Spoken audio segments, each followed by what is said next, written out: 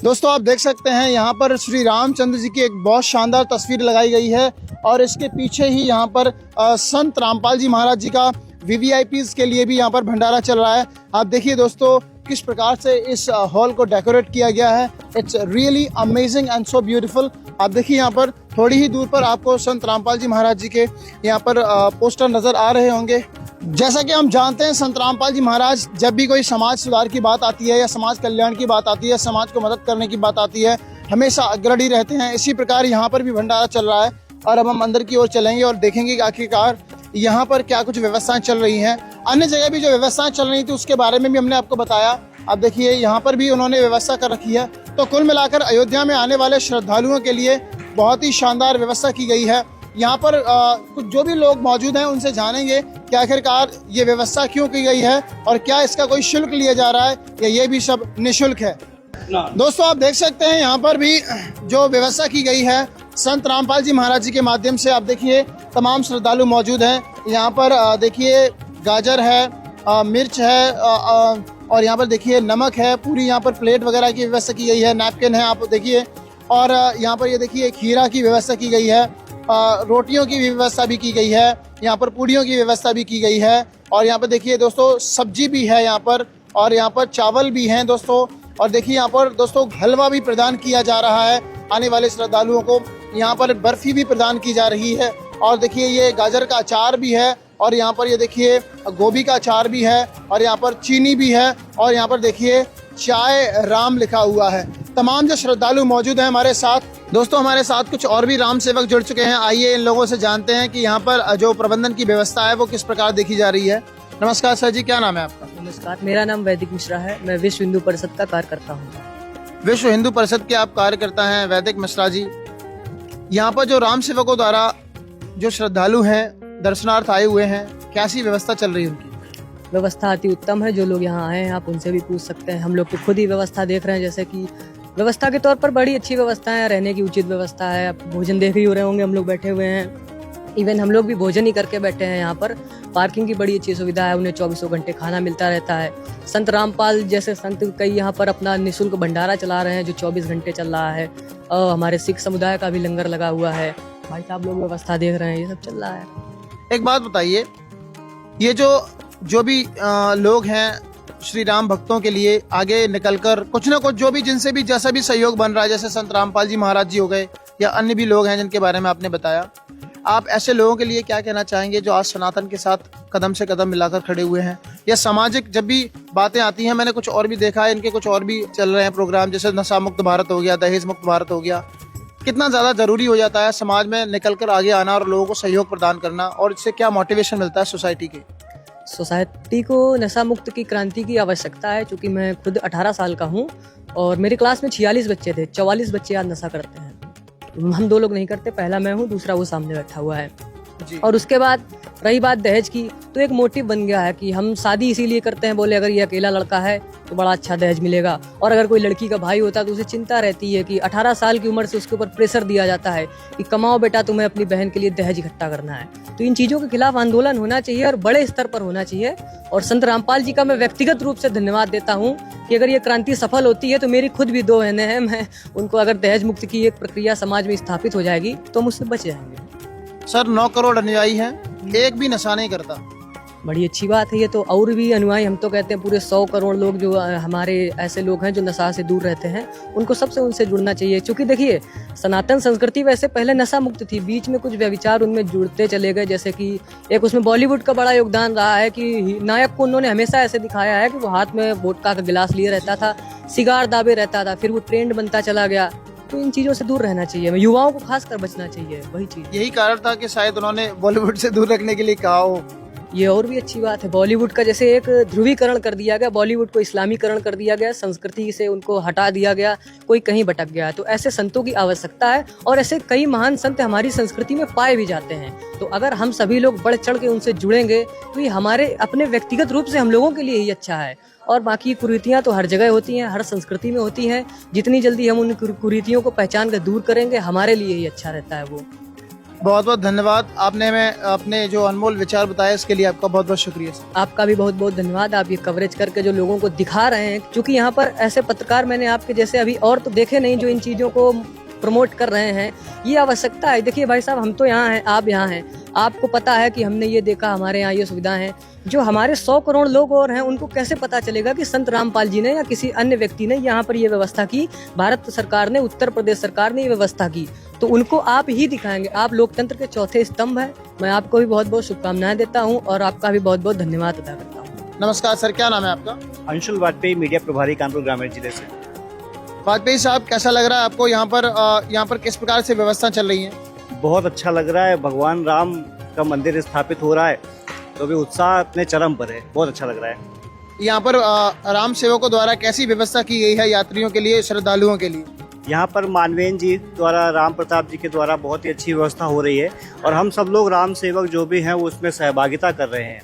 परिवहन की, प्रसाद वितरण की, सबके आवास की, ये सभी व्यवस्था की जिम्मेदारी हम लोग को जैसे दी गई है, तो हम लोग उसी के अनुसार कार्य कर रहे हैं। सर, ये संत रामपाल जी महाराज जी के सानिध्य में सतलोक आश्रम धनाना की ओर से जो भंडारा आयोजित किया जा रहा है, इस प्रकार के लोगों के लिए आप क्या कहना चाहेंगे? इस प्रकार के संतों के लिए आप क्या कहना चाहेंगे? बहुत अच्छे संत हैं और हर राम भक्त बहुत खुश हो रहा है, उनकी से अच्छी सेवाएं दे रहे हैं। सभी राम भक्त पूर्णतया संतुष्ट हैं। सर, एक बात बताइए, संत रामपाल जी महाराज जी के हमने विचार जाने, तो उन्होंने अपने सभी अनुयायियों को एक हिदायत दी है कि हमें बॉलीवुड को बिल्कुल भी प्रमोट नहीं करना है, क्योंकि जिस हिसाब से बॉलीवुड ने हिंदुस्तान की कल्चर को आघात पहुंचाया है, भारतीय संस्कृति को आघात पहुंचाया है, वो बहुत ज़्यादा बेकार काम किया बॉलीवुड ने।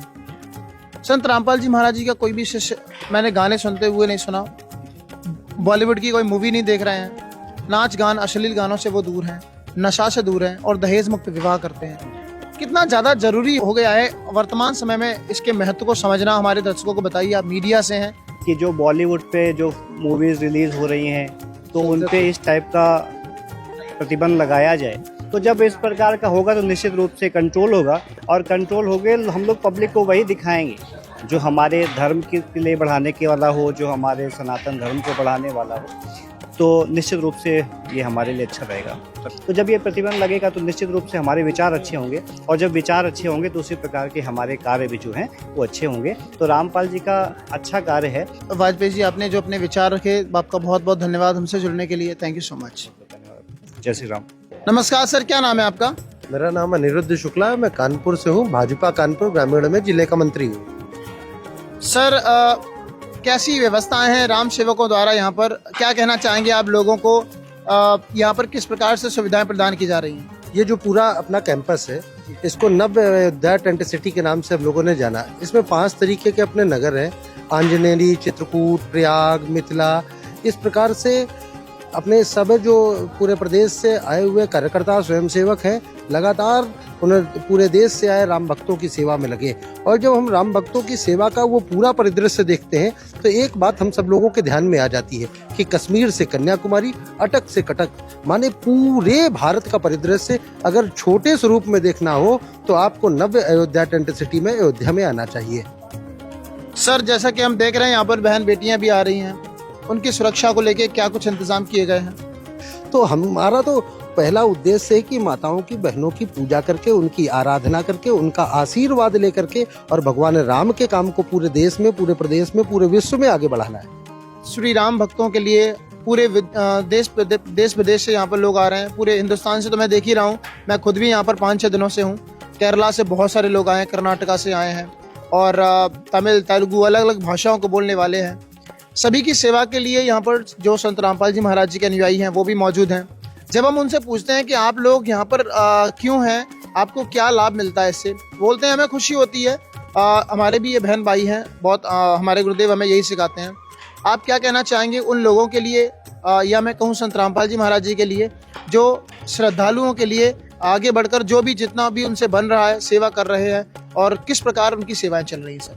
भारत एक ऐसा देश है, यहाँ डच आए, अंग्रेज आए, फ्रांसीसी आए, पुर्तगाली आए, तुगलक आए, सब आए, मगर हमने अपनी संस्कृति को, अपनी सभ्यता को, अपने सनातन के मूल विचार को कभी छोड़ने का काम नहीं किया। संत रामपाल जी प्रसिद्ध पुरुष हैं, उनका एक बड़ा जन समुदाय समर्थन करता है, उनको मानता है। मैं उनको भी प्रणाम करता हूँ। उनके तो नाम में ही राम है और उनके जो सेवादार हैं उनको की भूरी भूरी प्रशंसा करता हूँ कि वे तेलंगाना से, तमिलनाडु से और आंध्र प्रदेश से, कर्नाटका से, केरला से, पश्चिम बंगाल से, उत्तराखंड से, हिमाचल से, बिहार से, बंगाल से, मध्य प्रदेश से, तमाम जगह से जो पूरे भारत के श्रद्धालु आ रहे हैं, उनकी सेवा के लिए लगातार तत्पर हैं। तो एक बात ध्यान में हम सब लोगों को आती है कि संत रामपाल जी जैसे संत एक बात को मानते हैं कि अयम निजा परोवेति गणना लघु चेतसाम उदार चरिता नाम तु वसुधैव कुटुम्बकम। ये मेरा है, ये पराया है, ये इसका है, ये उसका है। ये जो चर्चा करते हैं छोटे लोग होते हैं। संत रामपाल जी जैसे लोगों के लिए तो मुझे ऐसा लगता है कि उनके मन में सोचना भी है कि पूरी पृथ्वी, पूरा विश्व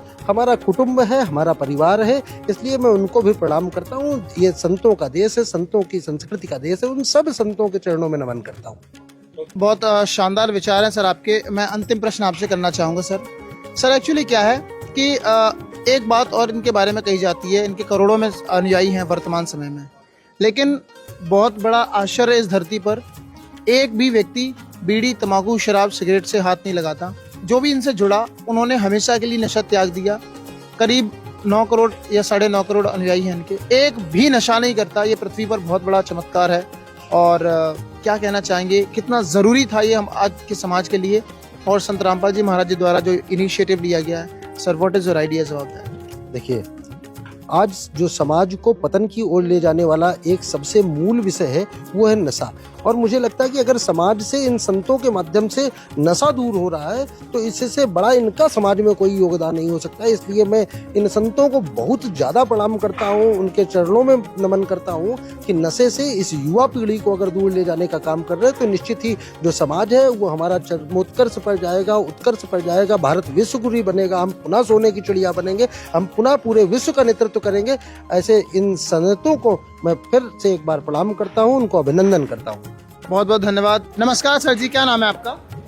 जितेंद्र सेंगर नाम है। और यहाँ पर यह जो आप देख रहे होंगे कि टेंट सिटी है, ये जो हमारे देश के अलग अलग प्रांतों से जो कार्यकर्ता आ रहे हैं सेवा कार्य के लिए, उनके लिए टेंट सिटी है, वाल्मीकि अतिथि गृह। और यहाँ पर ये डाइनिंग हॉल है जहाँ पर आप यहाँ पर लोगों के बीच में हैं।